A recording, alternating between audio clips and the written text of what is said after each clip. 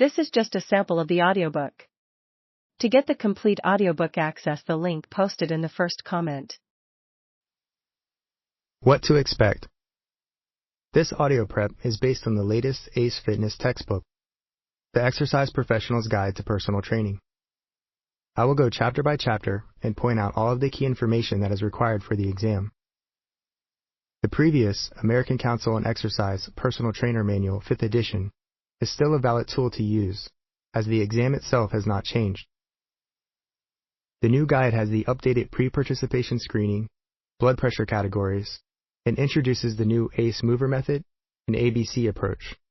However, both textbooks in this audio prep cover the same topics that you will be tested on. Along the way, I will mention important page numbers and diagrams that you can reference back to in the Exercise Professional's Guide. For sake of time, when I refer to the ACE guide within the audio, I will be referencing this latest edition. You will also hear me mention and repeat helpful phrases and acronyms that are easy to remember. I like to think of them as mental anchors that allow you to easily recall additional information about a topic. This audio is meant to be as concise as possible and give you the base knowledge required for personal training. A lot of the information in the text is helpful when combined with a visual explanation or element, especially with the anatomy of the body and assessments. I will reference external resources that we have found helpful, including blogs, videos, apps, and fitness accounts. There is a blog on our website titled Personal Trainer Resources that has every reference I mentioned within this audio prep. You can just Google CPT Prep Personal Trainer Resources to find it, or go to our website, cptprep.com. The majority of the exam tests you on your practical applied knowledge rather than specific memory recall. Combining the learning styles of audio, visual, and kinesthetic will help you fully absorb the information so that you can apply it during the test and enter your career as a fitness professional. Stability is a characteristic of the body's joints or posture that represents resistance to change of position. Mobility is the degree to which an articulation is allowed to move before being restricted by surrounding tissues. Trainers must work to restore and maintain clients' normal joint alignment, joint movement and muscle balance, and their function. Once muscular imbalances are found, corrective flexibility techniques are used on the overactive tight muscles. If a muscle is overactive, it's going to inhibit the antagonist, the muscle on the opposing side. Think of it like a light switch with a dimmer on it.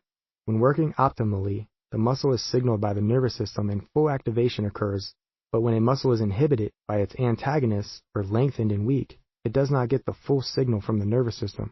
So it's like turning on a light on its lowest dim setting. The signal is reduced, therefore the contraction is reduced.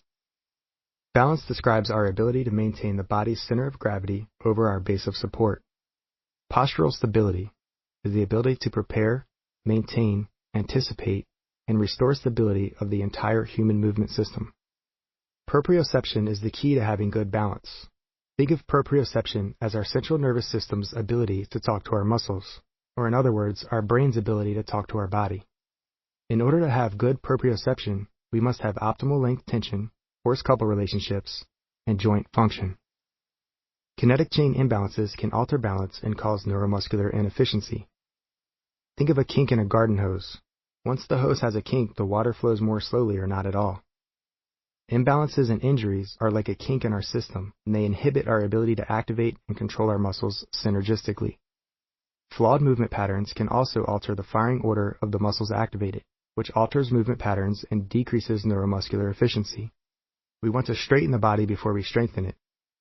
This concept is emphasized in the assessment stage and early part of a training program. These corrective exercises are often incorporated into the warm-up and cool-down portions on off-training days. We then want to promote proximal stability so that we can have distal mobility, building up a stable core by using the drawing in maneuver, abdominal bracing, and working the hollow position. Integrative balance training combines these two concepts, working in the proprioceptive and wrench environments which are unstable yet controllable. These activate our core musculature of the lumbopelvic hip complex and teach our body how to recruit the right muscle at the right time and with the right amount of force. I find it helpful to link these concepts in my brain so that I can see the connections and progression. For me, it allows my brain to walk through the function of the human body in logical training progression, straighten and stabilize the body, and then work to build strength and power off of that solid foundation.